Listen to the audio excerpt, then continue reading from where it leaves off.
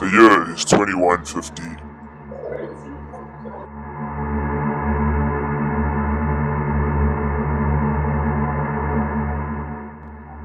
Hey Mabut wakes up to find himself lounging around in an Asian bar.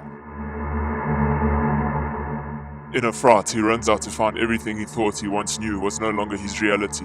The only sign of a normal life was the red-flowered bush by where he met the bint he no longer had. This overwhelming presence of a land engulfed by water deposits, where roads had fallen away, pedestrians and vehicles hovered above him, the heart of this community emitting gaseous poisons into the air, leaving a reeking smell of death.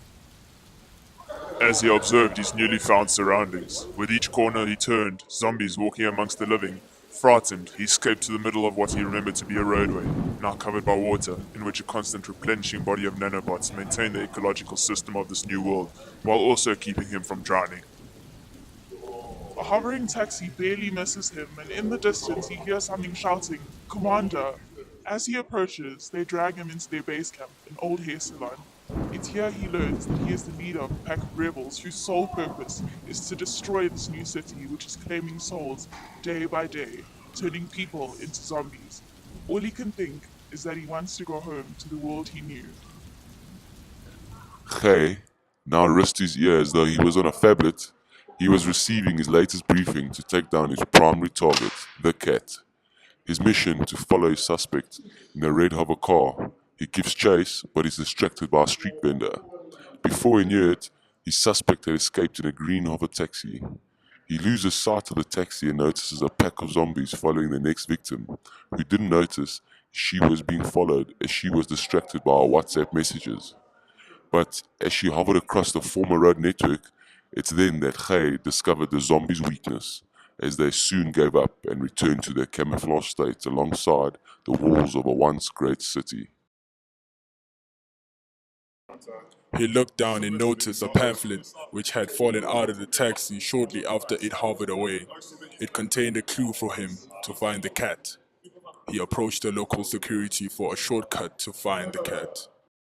As he walked in the direction the security sent him, he drew hope from an old ruin, which now had its demolished pieces replicated by a holographic imagery. He remembers this building on its steps was written the phrase, "Together we can do so much." As he walked on, he noticed the first sign of the cat. From there, he traveled east, coming across a mobile nano extracting truck, stealing the nanotechnology to use in the controlling of the city system. On approaching a dark alley, he found a group of military personnel feeding the zombies, keeping them at bay.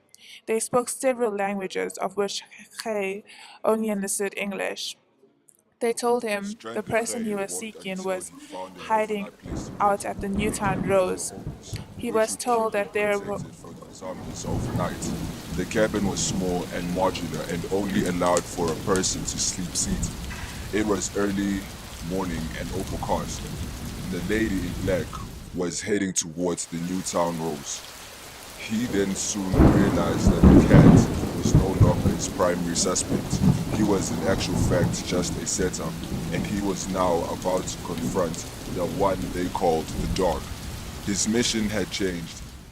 He was now to bring in the dog to the spiritual center, and he carried him on his back after a long, endured roar.